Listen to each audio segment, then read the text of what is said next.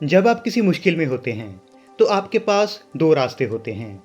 पहला कि आप हाथ पर हाथ धरकर बैठे रहें और किसी चमत्कार का इंतज़ार करें, या फिर दूसरा कि आप उस मुश्किल से निकलने का कोई हल सोचें। और ऐसा ही कुछ किया लेफ्टिनेंट डीन डगलस ने, जिन्होंने समुद्र में फंसी अपनी पनडुब्बी को कंबलों की मदद से चला दिया था। लेकिन कैसे, जानेंगे इसी बात का जवाब इस वीडियो में। So hello friends, photo lovers में आपका स्वागत है।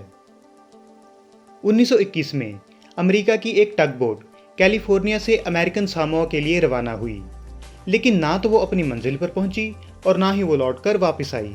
इसके अलावा उस बोट के साथ संपर्क भी नहीं हो पा रहा था। इसलिए उस बोट को ढूंढने के लिए एक टीम भेजने का फैसला किया गया। इस काम के लिए एक पनडुब्बी को चुना गया जो उस इलाके में जाकर बोट की खोज करेगी और उसे ढूंढने की कोशिश करेगी। इस मिशन को पूरा करने के लिए USS R14 नामक एक पनडुब्बी को रवाना किया गया। लेकिन जब पनडुब्बी उस जगह पर पहुंची जहां बोट के गुम होने का शक था, तो वो खुद ही बंद पड़ गई क्योंकि उसका तेल खत्म हो गया था।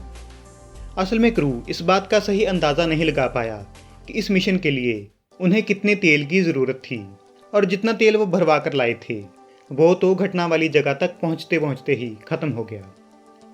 अब वो अपने हेडक्वार्टर से बहुत दूर निकल आए थे और सबसे पास का टापू भी उनसे 200 किलोमीटर के लगभग दूरी पर था। इसके अलावा उनका रेडियो भी काम नहीं कर रहा था, जिस कारण वो किसी से संपर्क करके ये भी नहीं बता सकते थे कि वो मुश्किल में हैं।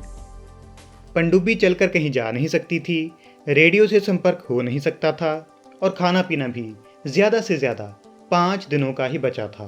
इसलिए इस मुश्किल का जल्द ही कोई हल निकालने की ज़रूरत थी। इसी दौरान पनडुब्बी में तैनात इंजीनियर रॉय ट्रेंट के दिमाग में एक तरकीब आई और उसने सोचा कि क्या हुआ अगर हमारे पास तेल नहीं है। हम उसी ऊर्जा का इस्तेमाल करेंगे जिसकी मदद लेकर सदियों से समुद्री जहाज चलते आए हैं। इसी सोच के साथ उन्होंने पनडुब्बी में से सभी कंबल और हैमॉक स्विंग्स को इकट्ठा किया और एक एक करके उनसे 3 पाल बना लिए, जिनको पनडुब्बी के ऊपर इस उम्मीद से लगा दिया गया कि अब हवा ही उन्हें पार लगाएगी। और ऐसा हुआ भी। पाल लगाने के बाद पनडुब्बी 5 से 6 किलोमीटर प्रति घंटा की स्पीड से चलने लगी। हालांकि ये स्पीड बहुत कम थी, लेकिन एक जगह रुके रहने से तो ये अच्छा ही था। इसी धीमी गति से चलते हुए ये पनडुब्बी लगभग 70 घंटों के सफ़र के बाद पास के टापू पर पहुंच पाई और 29 लोगों का ये क्रू एक बड़ी मुसीबत से बच गया। हालांकि ये पनडुब्बी गुमशुदा टग बोट का पता नहीं लगा पाई, लेकिन फिर भी उनकी इस कमाल की तरकीब के लिए उन्हें अपने कमांडर से प्रशंसा पत्र मिला था।